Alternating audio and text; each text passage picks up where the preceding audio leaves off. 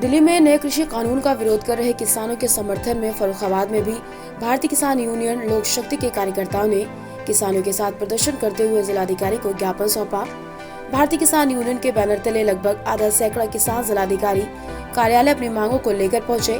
किसानों के आने की सूचना पर कलेक्ट्रेट में लगभग 2 सैकड़ा पुलिस के जवान तैनात कर दिए गए थे। किसानों ने नारेबाजी करते हुए ये मांग की, अगर ये काला कानून नहीं है तो उस किसान बिल में संशोधन करने की बात सरकार क्यों कर रही है।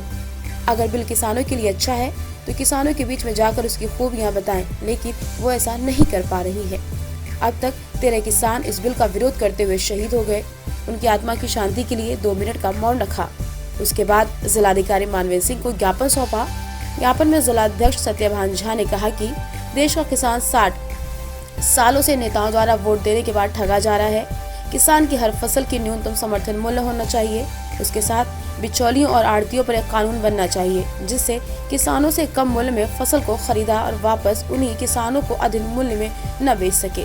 साथ ही सरकार को किसानों की फसलें सीधे किसानों से खरीदनी चाहिए। जो किसान खेती करने के उपकरण खरीदता है उनको कहीं से भी खरीदने की छूट मिलनी चाहिए, लेकिन ऐसा नहीं किया जाता। अधिकृत डीलरों से ही मजबूती में किसान उपकरण खरीदता है। जिले के विकास खंडों में सरकार के द्वारा जो फायदा होता है वो छोटे छोटे किसानों को नहीं मिल पाता। दलाल उनके फायदे का बंदर बांट कर लेते हैं। उसको बंद कराकर किसानों का आर्थिक स्तर सुधारा जाए। मांगे हमने जो मेन मांगे रखी वो 3 विधेयक बिलों को वापस लेने की हमारी मेन मांग है।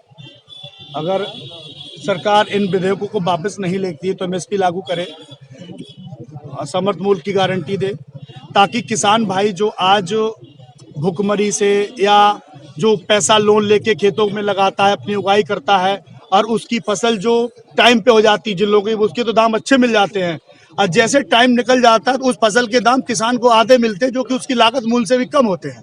और इसका फायदा बड़ी बड़ी कंपनियां, बिचौले, अड़तिये उठाते हैं। वो उस माल को भंडारण करके वही माल किसान को वापस डबल कीमत में बेचा जाता है।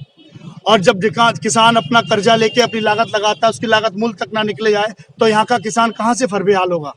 मैं सरकार से बस यही गुजारिश करना चाहता हूँ कि किसानों को बिल में संशोधन करे और एमएसपी लागू करने का जो प्रकरण किसानों उठाया उसको लागू करे, तो किसान आंदोलन वैसे ही खत्म हो जाएगा।